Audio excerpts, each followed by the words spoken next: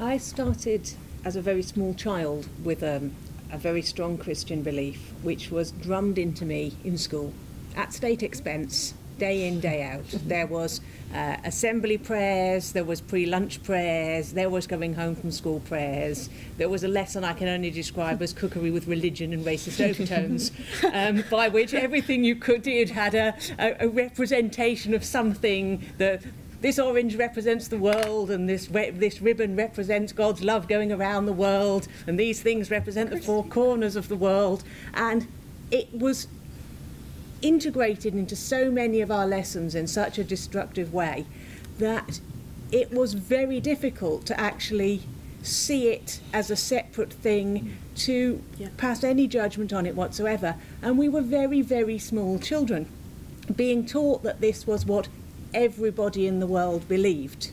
Our teachers had to pretend to believe it, because otherwise they were going to lose their jobs. Every night before leaving school, I would recite the little ditty, "God keep us safe this night, secure from all our fears, may angels guard us while we sleep, till morning light appears." That was Monday, Tuesday, Wednesday and Thursday. On Friday we had different words. On Friday my dad got drunk. On Friday my dad beat people up. Well, it was obviously the change in words that was the problem. It was obvious that God was protecting me when I got the words right. This is the seed of a very, very unhealthy psychological dependence on chanting bullshit.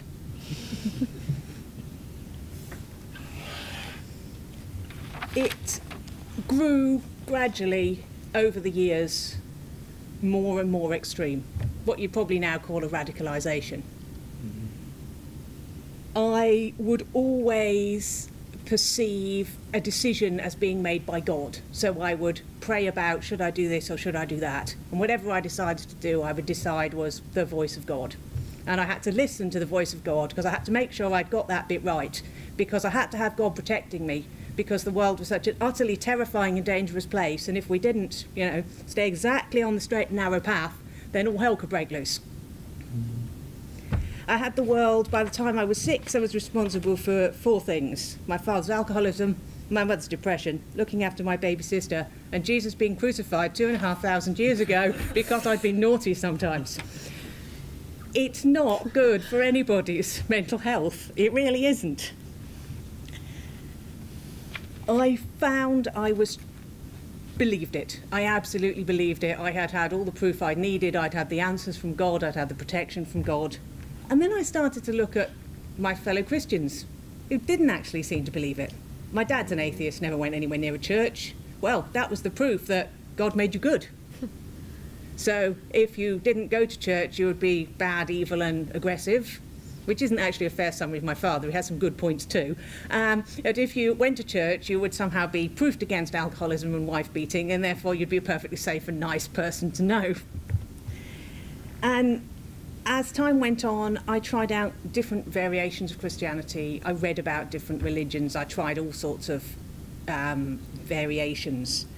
And I ended up in a church very much like the ones that have been described here, where there was a lot of emotion, a lot of arm waving, a lot of hearing messages directly from God, and an enormous amount of hypocrisy.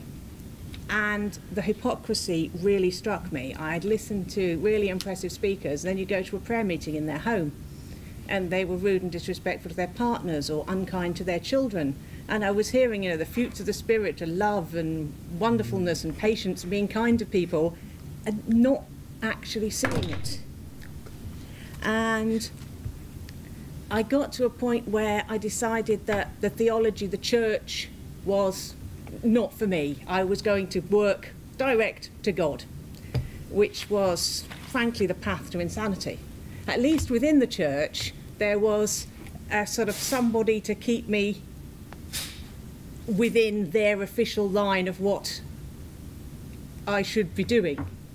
My parents provided on a basic bread and butter level, but I got to the point where I wouldn't set an alarm clock, because if God wanted me to get up, he'd wake me up. I'd go to the bus stop and I'd get on the first bus that came, because obviously that was the bus God wanted me to get on. So when I got to college and had to try to explain to my lecturers why I was late, or why I was there on a Saturday, or my life was just descending into a roller coaster of complete chaos because I was taking my instructions directly from God. I mean, who could possibly overrule that? And it muddles along for a couple of years, with my father being fairly pragmatic and putting on a loud radio to wake me up in the mornings and, you know, dealing with the day-to-day nonsense. But, you know, I still sometimes found myself 15 miles from home, wandering around in circles, convinced that God had sent me to say some particular thing to some particular person, and I must be here for a reason.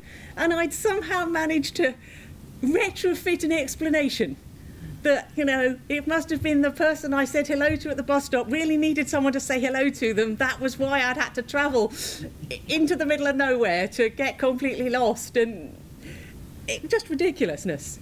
But it became dangerous. By the time I'd come to my senses, I was living with a man who had quite significant social and mental health issues. I had a child, I had no money, and all I could sort of do by way of problem solving was scream at the ceiling, God, how can you do this to me?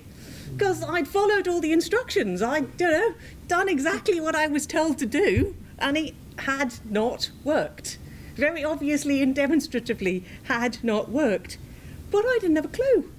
I didn't know how to solve the most basic of problems. You know, the idea that if you didn't have any money, you went to got a job, or you went to the job centre. I, you know, had to retrofit all of this from scratch because it had always been a simple question of have a problem, get down on your knees, pray, work out what you'd done wrong, beg for forgiveness for it, and then it would magically get fixed. And probably 6 months of yelling at God, how can you do this to me, I slowly came to the conclusion I wanted nothing more to do with him because it was a git. And a further 6 months I came to the conclusion that perhaps he hadn't been there in the first place. But that still left me with an awful burden of nonsense locked in my head. There was a whole huge list of activities that weren't allowed. Drinking alcohol, dancing, having a skirt above your knees. The list, I could write pages and pages, depending on which church I was at the time, of what was on the forbidden list. But they became frightening activities. I went along to a dance class and sort of stood at the edge, and I didn't quite dare join in because I wasn't sure if it was allowed or not. And this is long after I'd given up the idea that there was a God. It was this entire list of forbidden things were just too scary to actually interact with, and they stayed as a giant barrier to me interacting with my fellow human beings. And eventually I got some basic social skills and a reasonable life going, but I still, 20 years on, have moments where something happens and I revert back to the idea that the problem has been allowed to happen by God because I've done something wrong. The classic example I often give is a situation where I was renting a house and the landlord decided he wanted to cash in on his investment and sell the house. There's a lot of levels to that issue, but my initial response of having to work out what I'd done wrong so I could apologise to God, so that God would fix the situation and put a roof over my head, didn't help. It took me about 10 days to actually get into an estate agent because I was convinced that God had let it happen, God meant it to happen, God intended me to be homeless, and unless I could beg his forgiveness and sort out our religious lack of connection, I wasn't going to get a roof over my head again. And I latched onto the idea that this was caused by me going to a dancing class. And it took half a dozen people, including a charming elderly couple who sat me down and said, my dear, we've been dancing for 40 years and we own a 3-bed semi. To actually kind of be able to see the wood for the trees and to be able to, that's the sort of long-term damage that it still does. I can remember driving a car with my, reasonably recently, I became an atheist when my firstborn was a toddler, and a song came over the radio, and there was a chorus that said something like, I feel like I'm locked out of heaven. And I didn't consciously respond until I felt my son's hand on my shoulder, and he said, it's okay, Mum, There is no heaven, so you can't be locked out of it. But can you open your eyes and look at a bloody road? Oh, no.